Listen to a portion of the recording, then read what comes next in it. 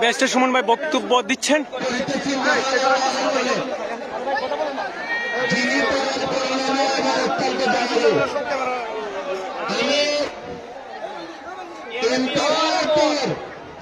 এই প্রথম আমি খেলতে আসছি।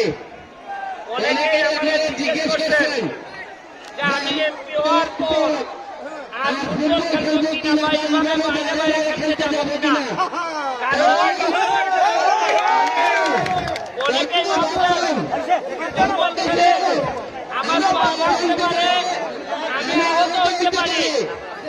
আমি তাদের বলতে চাই ফুটবল আমার করতে হবে না, প্রয়োজনে এমপি কি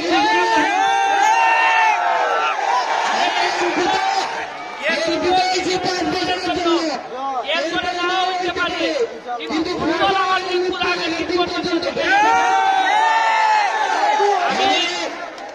আমি অত্যন্ত আনন্দিত যে আমি জুড়িতে এই রত্না চা বাগান দিয়ে আমার খেলা শুরু।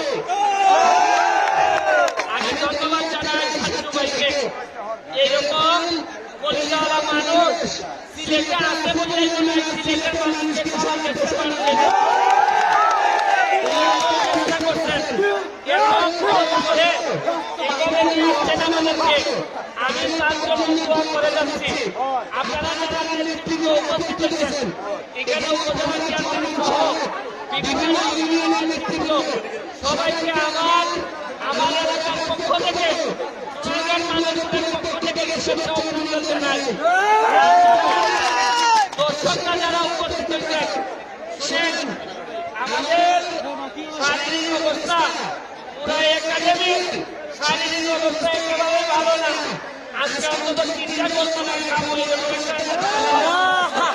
কারণ এর মাঠ ধরে আমাদের ছেলেরা সবাই ফুটবলার আমাদের পক্ষে নির্বাচন করছে, খেলার প্র্যাকটিসও নাই। তারপরও আমার একটা বিশ্বাস, আপনাদের দোয়া যদি থাকে উপরে আল্লাহ যদি আপনারা যারা আমাদের কেউ নাই, আপনাদের দোয়া থাকলে আমরা আপনাদের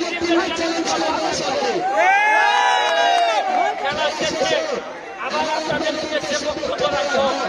কিভাবে একটি নির্বাচন জিতলাম এইটা নিয়ে আপনাদের কাছে আলোচনা হবে। খেলা শেষে আপনারা মাঠে আসবেন। আরেকটা ঘোষণা দিতে চাই, আজকে আগামী 11 এপ্রিল আমরা প্রথমবারের মতো barrister Suman football academy Dubai যাচ্ছে, ফুটবল খেলছে দুবাই।